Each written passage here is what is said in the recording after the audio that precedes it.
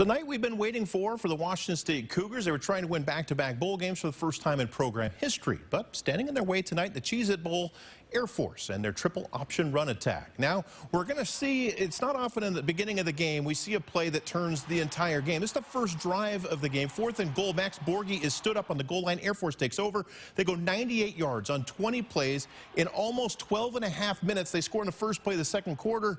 It's 7-0 Air Force. Cougs get the offense going. Anthony Gordon, he finds Des Patman in the end zone.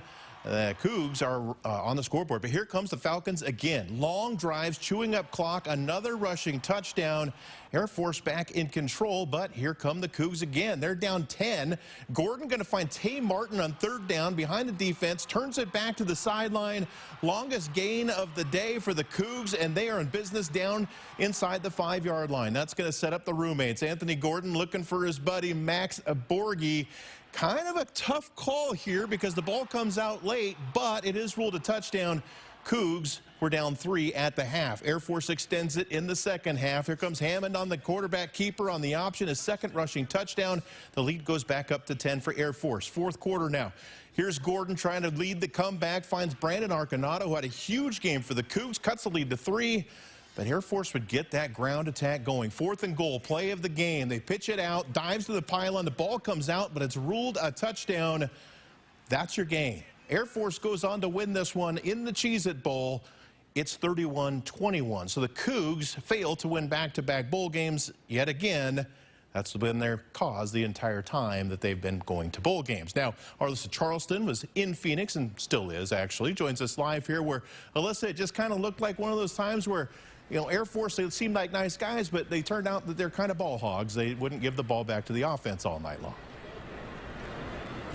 Keith, selfish in a good way for them because they would not give the ball up. We don't talk about stats too much, but when you look at time of possession, Air Force had the ball for 43 minutes. Washington State 16. Even Mike Leach mentioned it, and at halftime he said that neither defense was able to stop each other's offense, but really it was Air Force's defense that was able to stop Washington State's offense several times when they were knocking. It was 4th and goal a few times, and Washington State could not convert. When you put your defense out on the field that much, it's not going to go great, and they were pretty disappointed with how they did defensively in holding Air Force out of the end zone, and they say keeping the defense on the field for that long is not going to go well in their favor. Our whole goal for the defense was, get the ball back to the offense, and we weren't able to do that. We left some plays out there, and they were just able to keep on running the clock. We let them eat the whole clock up because of our inability to stop them, and then which makes each series precious. And then offensively, we squandered opportunities that would have allowed us to win this game. And this game, this whole season, a little bit disappointing. This game was really kind of a summary of the way the season has gone, not quite where they want to be. Mike Leach mentioned that in post-game, how he thought they would be better. And Air Force dictated the pace the entire game, and their pace was like painting your house and then watching it dry over several months. It just would not stop. It was like the slowest offense you've seen, but it was efficient, and Washington State unable to be patient.